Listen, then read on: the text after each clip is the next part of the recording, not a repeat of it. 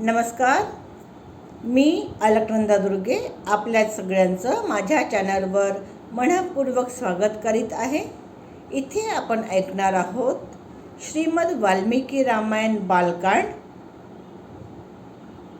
सर्ग 58. त्रिशंकू विश्वामित्रांना शरण जातो. त्यापूर्वी आपण ओम नमो रामा ओम ह्या मंत्राचा जाप करूया. ओम नमो रामा ओम.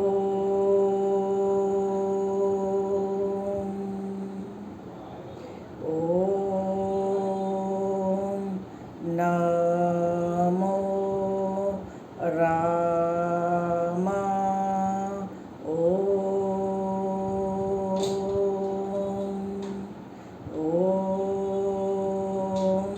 नमो रामा ओम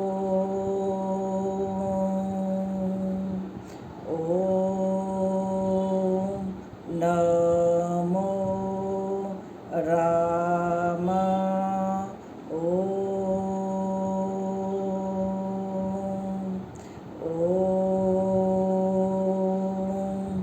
नमो रामा ओम. हे देवराम, मी आपलं आवाहन करीत आहे. रामायण ऐकण्याकरता आपण इथे उपस्थित व्हावे. धन्यवाद.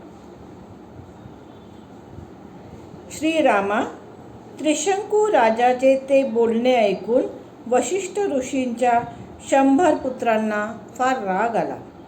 ते त्यांना म्हणाले, राजा, तुझी बुद्धी विकृत झाली आहे. सत्यवादी गुरूंनी तुला नकार दिला असताना सुद्धा त्यांच्या उपदेशाचे उल्लंघन करून तू दुसऱ्या शाखेकडे का आलास? इक्ष्वाकू वंशातील सर्वांकरता पुरोहित वशिष्ठ हेच परम गती आहेत. त्या सत्यवादी पुरुषाच्या उपदेशाचे कोणीही उल्लंघन करू शकत नाही. भगवान वशिष्ठ ऋषींनी जो यज्ञ अशक्य आहे असे सांगितले, तो यज्ञ आम्ही कसा करू शकू? राजा, तू बालिश आहेस. तू पुन्हा आपल्या नगराला जा. पृथ्वीपते, भगवान वशिष्ठ तिन्ही लोकातील यज्ञ करण्यास समर्थ आहे.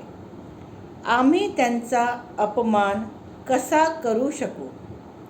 गुरुपुत्रांचे ते क्रोधयुक्त बोलणे ऐकून तो राजा पुन्हा त्यांना म्हणाला, तपोधनांनो, भगवान वशिष्ठांनी मला नकार दिला आहे.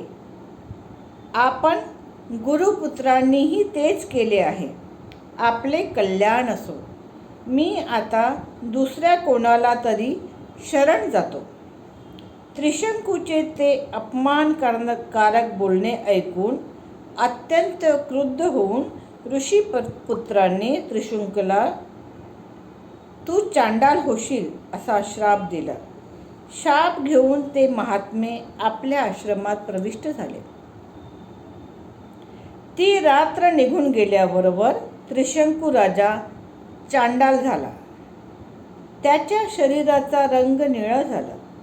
त्याची वस्त्रही निळी झाली. त्याच्या डोक्याचे केस आखूड झाले. त्याने घातलेल्या हारांची व अंगरागाची राख झाली. त्याचे सर्व अलंकार लोखंडाचे झाले. श्रीरामा, आपल्या राजाला चांडाल रूपात पाहून त्याच्याबरोबर असलेले सर्व नगरवासी, जन आणि मंत्री त्यांना सोडून पळून गेले. काकुत्सा, तेव्हा मनावर ताबा असलेला त्रिशंकू राजा रात्रंदिवस चिंतेने जळत तपोधन विश्वामित्रांकडे गेला. श्रीरामा, विश्वामित्रांनी जेव्हा पाहिले की त्रिशंकू राजाला चांडाल रूप प्राप्त झाले आहे व त्यांचा जन्म निष्फळ झाला आहे, तेव्हा त्यांना त्याची दया आली. दयाद्र होऊन महातेजस्वी व अत्यंत धर्मपरायण विश्वामित्र कुरूप दिसणाऱ्या राजाला म्हणाले, महाबली राजपुत्रा, तुझे कल्याण असो. तुझा येथे येण्याचा उद्देश काय आहे? अयोध्यापती वीरा, तू श्रापामुळे चांडाळ झालेला दिसतोय. विश्वामित्रांचे बोलणे ऐकून चांडालत्व प्राप्त झालेला वाक्यज्ञ राजा बोलण्यातील तात्पर्य जाणणाऱ्या विश्वामित्रांना हात जोडून म्हणाला, माझ्या गुरूंनी व गुरुपुत्रांनी नकार दिल्यामुळे माझे मनोरथ तर पूर्ण झाले नाहीतच, पण हा अनर्थ ओढवला आहे. सौम्य दर्शना, शरीरासह स्वर्गाला जावे अशी माझी इच्छा होती, परंतु ती पूर्ण होऊ शकली नाही. मी शेकडो यज्ञ केले, पण त्यांचेही काही फळ मला मिळालेले दिसत नाही. सौम्या, क्षत्रिय धर्माची शपथ घेऊन मी सांगतो की संकटात सापडलो असताना सुद्धा मी पूर्वी खोटे बोललो नाही व पुढे केव्हाही खोटे बोलणार नाही. मी अनेक प्रकारचे यज्ञ केले आहे. प्रजेच्या धर्माचे पालन केले आहे.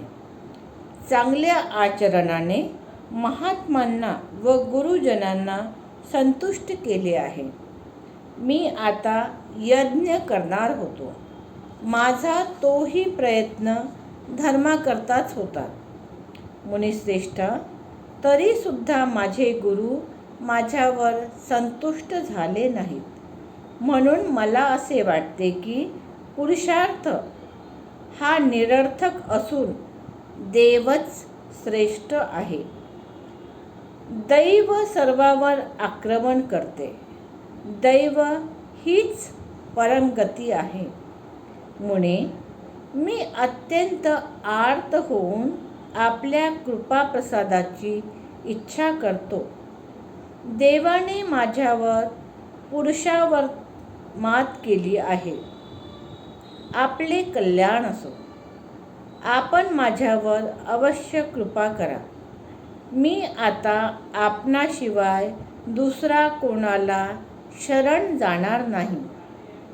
शरण जाण्याला योग्य असा आपण्याशिवाय दुसरा कोणीही नाही. आपणच आपल्या प्रयत्नांनी माझे दुर्दैव नाहीसे करू शकता. हा सर्ग इथे संपलेला आहे.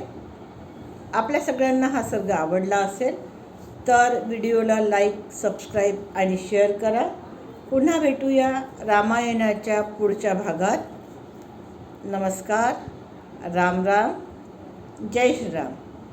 धन्यवाद.